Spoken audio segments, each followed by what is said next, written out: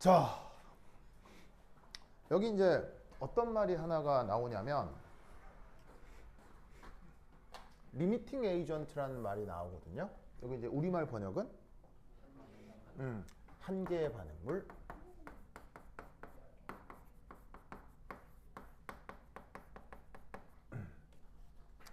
자, 그러면 한계 반응물이라는 말의 뜻은?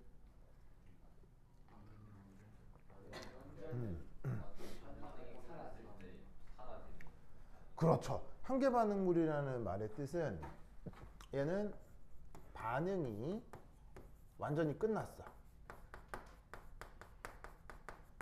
그때 싸그리 사라지는 반응물. 요거를 한계 반응물이라고 합니다. 이 한계 반응물과 관련된 양론이 수능 교과 과정에서 이제 굉장히 발전돼 있거든요.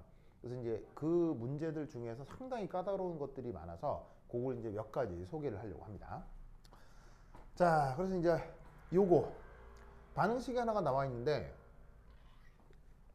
반응물은 AB고 생성물은 CD 라는 거 외에는 정보가 1도 없죠. 아무것도 없죠. 왜냐면 화학양론 개수가 나와 있어요. 뭐 아무 말도 없어요. 뭐 ABCD 아무것도 모르잖아. 그러면 지금 이 문제를 풀 수 있는 유일한 데이터는 이것뿐이 없는 거야. 요거. 그렇죠? 요거. 그래서 이제 실험을 하는데 실험은 이제 뭐 두어 번 한 모양이에요. 그래서 반응 전에 A하고 B의 몰수를 1, 10, 2, 5, 20 이런 식으로 해놓고 그때 만들어진 전체 몰수. 전체 몰수니까 이건 또 재밌는 건 전체 몰수니까 생성물 C, D뿐 아니라 A, B 중에 일부는 남아있을 수도 있죠. 그러니까 전체니까 이 전체는 생성물이 아니라 반응물과 생성물 전체의 합의 몰수를 얘기하는 걸 거란 말이에요. 무슨 말인지 알겠어요? 근데 이제 그게 남아있는 게 누구인지 그리고 전체가 다 더해진 값이니까 각각이 얼마인지에 대해서 파악하기가 사실은 당장은 어려운 문제라 이런 말이에요. 아시겠죠? 그래서 이때 이 주어진 반응에 대한 일반적 속성을 한번 생각해 보려고 해요. 그죠? 일반적인 속성. 자, 그러면 AB가 반응물이고 CD가 생성물이면 A하고 B의 초기 몰수. 자, 여기서 I라고 쓴 건 이니셜, 영어 이니셜의 줄임말이고 뜻은 처음. 그래서 A의 초기 몰수 NAI, B의 초기 몰수 NBI. 됐죠? 그러면 그것에 대해서 반응을 할 텐데 당연히 몇 대 몇 대 몇 대 몇 하는 거예요. 몇 대 몇 대 몇 대 몇 하는 거예요. A 대 B 대 C 대 D 하는 거죠. 무슨 말 알겠죠? 오, 이때 아까도 얘기했죠. 이거 뭐라고 한다고요? 이걸 뭐라고 한다고요? 부피결합 법칙.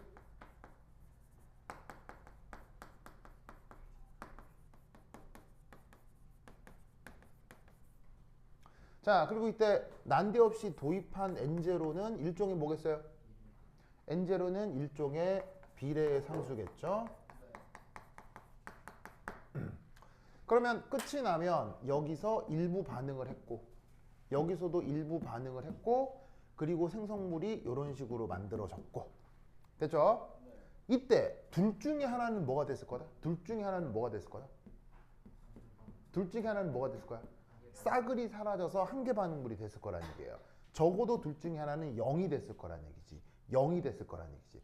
근데 일반적으로 둘 중에 누가 한계 반응물이 됐을지 알 수 있어? 몰라? 일반적으로는 모르죠. 그렇죠? 일반적으로는 누가 한계 반응물지 상황에 따라 다르기 때문에 그냥 일반적으로 이렇게 두는 수밖에 없어. 알겠죠? 이때 뭘 해볼 거냐? 그 전체 몰수의 변화. 이걸 한번 생각해 보려고 해요. 그렇죠?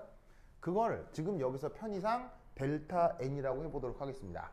그럼 델타 N은 뭐냐면 어쨌거나 델타는 차이니까 어디서 어디를 빼야 되겠어요? 나중에서 처음을 빼야 되겠죠? 자, 그러면 나중에 전체 몰수는 요거를 더한 게 전체 몰수일 거고 처음에 전체 몰수는 요거 두 개를 더한 게 전체 몰수일 거야. 무슨 말씀인지 아시겠죠? 이때 여기서 이걸 빼서 정리를 하면 어떻게 된다? 이렇게 되겠지. 맞아요? 맞죠? 자, 그럼 이때 이 부분을 한번 분석을 해보면 A, B, C, D가 사실 뭐예요? A, B, C, D가 뭐예요? 나와 있는 반응의 화학 양론 계수죠. 여러분 반응이 정해지면 화학 양론 계수라고 하는 건 가변적이에요, 고정적이에요? 반응이 정해졌는데 화학 양론 계수가 변하면 그건 틀린 반응이지. 무슨 말인지 알겠어요? 어떤 반응이 딱 규정됨과 동시에 화학 양론 계수는 상수처럼 딱 정해져 버리는 거야. 그러면 이 전체 몰수 변화에서 이 앞부분은 가변적인 거야, 고정적인 거야? 이건 언제나 고정적이라고. 무슨 뜻인지 아시겠어요? 그런데 뒤에 붙어 있는 N제로, 이 N제로가 뭐야? 내가 그냥 임의로 도입한 비례상수잖아. 여러분 모든 문제풀이에서 내가 스스로 도입하는 비례상수는 고정적이야, 완전 가변적이야? 완전 가변적인 거지. 무슨 말인지 알겠어요? 그럼 이때 반응 전후 전체 몰수의 차이의 구성은 어떻게 되는 거냐면 절대로 변하지 않는 화학 양론 계수와 그 다음 내가 임의적으로 도입하는 비례상수, 이 두 개로 구성된다, 이런 말이지. 무슨 말 알겠죠? 그래서 이때 이 실험 1, 2, 3에 대해서 짜자자잔 데이터를 한 칸 더 만들어 봐요. 뭐? 델타 N이요.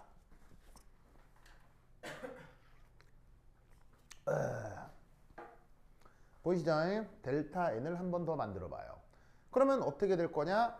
뭐 하자는 거예요? 나중에서 처음을 빼자는 얘기죠. 그러면 12 빼기 1 빼기 10 얼마 남아요? 1. 알겠죠? 그 다음 8 빼기 2 빼기 5 얼마 남아요? 1. 14 빼기 2 빼기 10 얼마 나와요? 2. 무슨 말 알겠죠? 알겠죠? 5. 그럼 여기서 우리는 뭘 할 수 있어요? 첫 번째 반응과 두 번째 반응, 이 둘에서 전체 몰수 변화가 어떻죠? 똑같네. 무슨 말 알겠죠? 그럼 여기서 잘 봐. 똑같다면 이 델타 N이 어떻게 구성되는 거예요? 화학 양론 계수의 비례상수로 표현이 되는데 이건 변해요, 안 변해요? 이건 안 변하는데 이걸 두 개 곱한 게 같대요. 그럼 이 말은 실험 1과 실험 2에선 뭐마저도 동일하다는 얘기예요? 비례상수마저도 동일하다는 얘기인 거죠. 무슨 말인지 알겠어요? 그래서 1, 2번 실험은 N0가 같은 거죠. 무슨 말씀인지 아시겠죠? 내가 도입하는 비례상수가 같은 거예요. 그 다음 실험 3은 잘 보세요. 실험 3은 그거의 2배죠. 요거의 2배잖아요. 그럼 생각해봐. 이 값이 2배가 되려면 이건 변할 수 있어요? 절대 못 변해요? 절대 못 변하죠. 그러면 뭐가 2배가 됐다는 얘기예요? 얘가 2배가 됐다는 얘기인 거죠. 무슨 말인지 알겠어요? 그래서 이 실험 3은 1, 2에 비해 이 비례상수가 2배가 됐구나.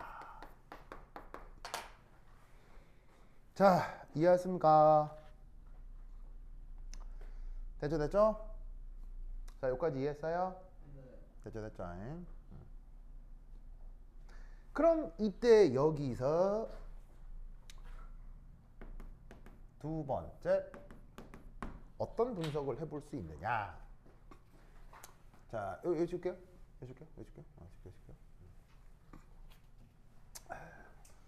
자, 어떻게 볼 수가 있느냐? 바로 봐. 실험 1 and 2 얘를 비교하면 자 봅시다. 실험 1이 됐건 실험 2가 됐건 반응하는 정도가 같아요? 반응하는 정도가 달라요? 반응하는 정도가 같죠. 똑같은 요 부분이 같다고. 요 부분이 같은데 1, 2에서는 A가 보시다시피 2배 많죠. 무슨 뜻인지 아시겠어요? 그러면 이때 잘 보세요. A가 2배 많을지언정 반응하는 정도는 같아요, 달라요? 반응하는 정도는 똑같죠. 그 말은 무슨 말이겠어요? 이게 뭐가 된다? 리미팅 에이전트가 된다는 얘기예요. 무슨 말인지 알겠어요? 즉 뭐냐면 이만큼이 됐건 이만큼이 됐건 얘가 반응하는 정도가 똑같다는 얘기죠. 근데 상대적으로 얘는 양이 적고 상대적으로 얘는 양이 많잖아요. 그러면 양이 많아져도 반응하는 정도가 동일하다는 얘기는 실험 1에서 얘가 한 개 반응물이 됐다는 얘기인 거지. 무슨 말인지 알겠죠? 자, 1, 2번에서는 어떻게 되느냐? 얘가 오히려 이쪽이 2배가 더 많죠. 그런데 2배가 많건 2배가 적건 1번하고 2번은 반응하는 정도가 같아야 되는 거예요. 그럼 어떻게 돼? 양이 적어도 똑같은 양 반응해야 되고 양이 많아도 똑같은 양 반응해야 된다는 얘기예요. 그러면은 당연히 상대적으로 더 작은 것이 뭐라는 걸 알 수 있어요? 얘가 리미팅 에이전트라는 걸 알 수 있다 이런 말이죠. 무슨 뜻인지 아시겠죠? 그래서 여기서 1에서는 A가 2에서는 B가 뭐라는 걸 알 수 있다? 리미팅 에이전트라는 걸 알 수 있다 이런 말이죠. 무슨 뜻인지 아시겠죠? 그러면 여기서 덩달아 실험 3은 뭘까요? 실험 3은 뭘까요? 실험 3은 뭘까요? 자, 봅시다. 똑같은 양을 반응을 하는데 A는 1만큼 반응해야 되죠. B는 5만큼 반응을 해야 되죠. 그게 1대5로 반응을 하는 이 녀석의 부피결합 법칙이 될 거란 말이에요. 그럼 여기서 알 수 있는 사실은 실험 1에서는 이 경우의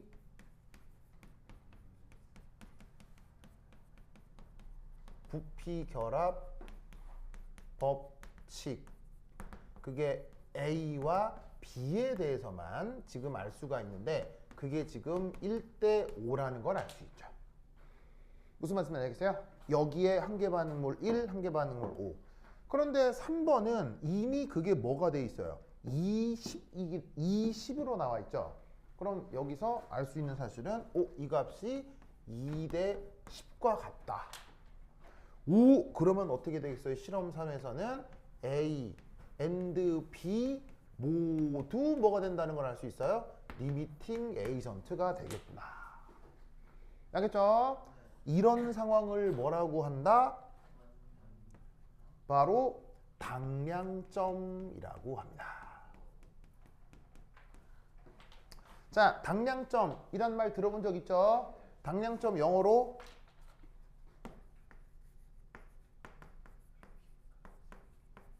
이퀴벌런스 포인트라고 합니다. 알겠죠? 당량점 영어로 뭐라고 한다고요? 이퀴벌런스 포인트라고 합니다. 알겠죠? 뜻은 뭐냐? 뜻은 뭐냐? 모든 반응물이 한 개 반응물이 되는 순간. 아시겠죠?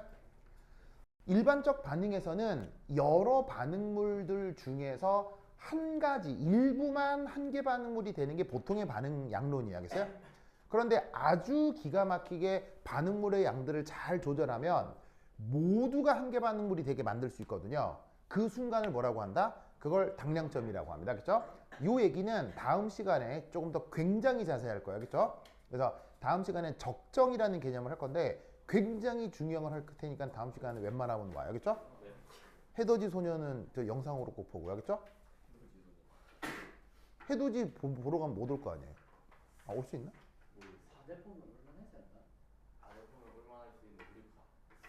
그렇지. 거기 할머니 댁이 있으니까 할머니 댁에 가서 뭐 밥, 그렇죠. 밥도 먹고 뭐 세배도 세배는 아닌가? 뭐 세배도 하고 무슨 말 알겠어요? 그렇지. 뭐 해두니까 못 올 수도 있을 것 같은데. 뭐 여하튼 알겠죠? 자, 어쨌건 그래서 실험 3의 순간은 뭐가 된다? 아하, 당량점이구나. 알겠죠? 알겠죠? 자, 그럼 이때 우리는 여기서 뭘 할 수 있느냐? 자, 이제 여기 볼게요. 됐습니다. 여기서 알 수 있는 정보는 이제 끝난 거야. 알겠죠? 끝난 거야. 지우사 쓱쓱쓱쓱 지우사 쓱쓱쓱쓱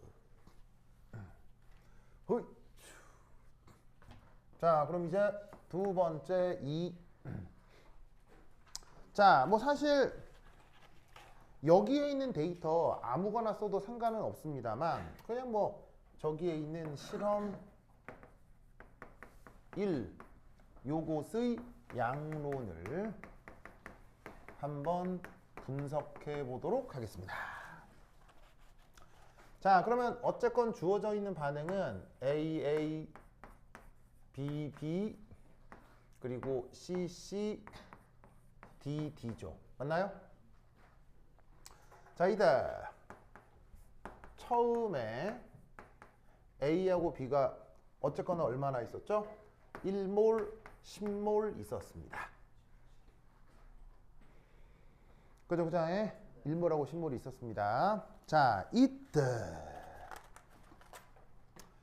반응이 돼야 되겠죠?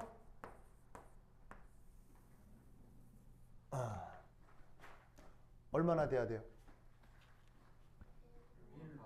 얼마나 돼야 돼요? 자, 1이 됐건 2가 됐건 반응하는 정도는 같아야 달라요. 1이 됐건 2가 됐건 반응하는 정도는 같아야 되죠. 그렇다면 1이 됐건 2가 됐건 그 반응 진행 정도는 1대 5로 같아야 된다고요. 그죠? 그러면 이때 여기선 1만큼 없어져야 되고 5만큼 없어져야 된다고. 무슨 말 알겠죠? 그러면 끝이 났어. 끝이 나면 A는 얼마나 남아야 돼?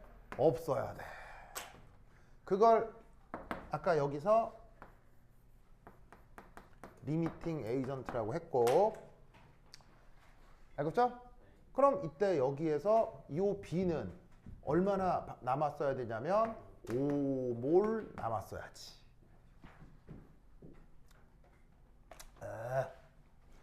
되십니까? 됐죠? 자, 그럼 이때 여기에서 요 C하고 D는 얼마나 생겨야 되냐면 만들어지긴 만들어지고 만들어지긴 만들어져야 되는데 보시다시피 C만큼 D만큼 만들어지는 건 맞겠지. 앞에 화학양론 개수가 C하고 D니까.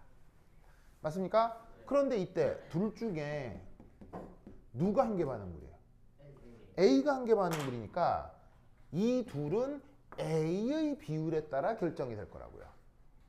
그러니까 어떻게 돼? 맹그러지긴 맹그러지는데 A분의 C, A분의 D만큼 만들어지게 돼 있다 이런 거죠. 이해하셨어요? 됐죠? 됐죠? 즉 만약 B가 한 개 반응물이었으면 그거는 이 두 번째 경우겠죠? 두 번째 경우로 데이터를 분석하게 되면 이놈하고 이놈은 B분의 C, B분의 D가 만들어지는 건데 지금은 1번 실험은 A가 한 개 반응물이니까 이게 싸그리 없어지는 거잖아. 그러면 이것이 없어지는 것에 대해서 생기는 거니까 A분의 C만큼 A분의 D만큼 만들어져야 된다 이런 말이야. 뭔 말인지 알겠죠? 그러면 최종적으로 이놈은 C over A, D over A 이만큼 만들어진다 이런 얘기지. 됐습니까? 그러면 여기서 우리는 무슨 정보를 알 수 있느냐? 첫 번째 A 대 B가 뭐라는 걸 알 수 있죠? A 대 B는 요 부피결합 법칙을 따라야 되지. 1대 5. 알겠죠? 그 다음 0 더하기 5 더하기 A분의 C 더하기 A분의 D는 바로 12가 돼야 되겠죠?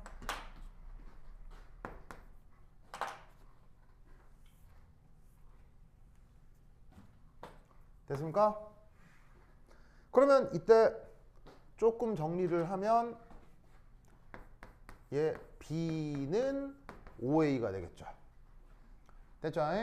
그 다음에 얘는 넘어가면 7이 되니까 C 플러스 D는 7A가 되겠군요.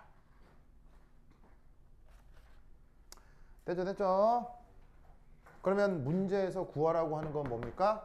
C 플러스 D 나누기 B. 이걸 물었죠? 그러면 7A 나누기 5A가 되니까 5분의 7이 되겠고요. 아시겠죠?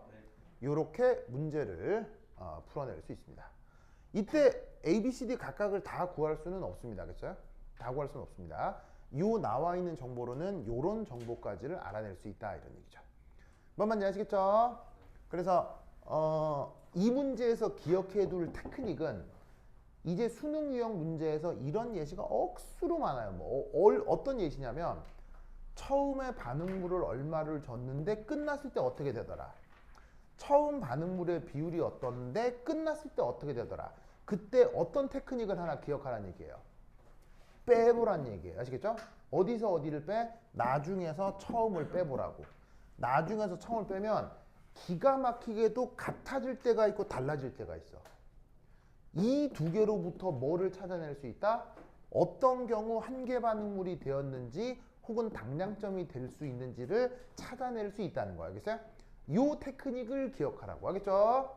요게 이제 다른 문제에서도 억수로 많은 예시로 나오니까 이 논리를 꼭꼭 기억해 두시기 바랍니다. 오케이, 됐다.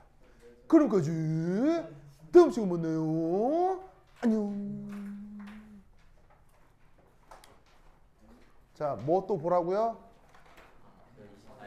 어제 강의 보세요. 알겠죠?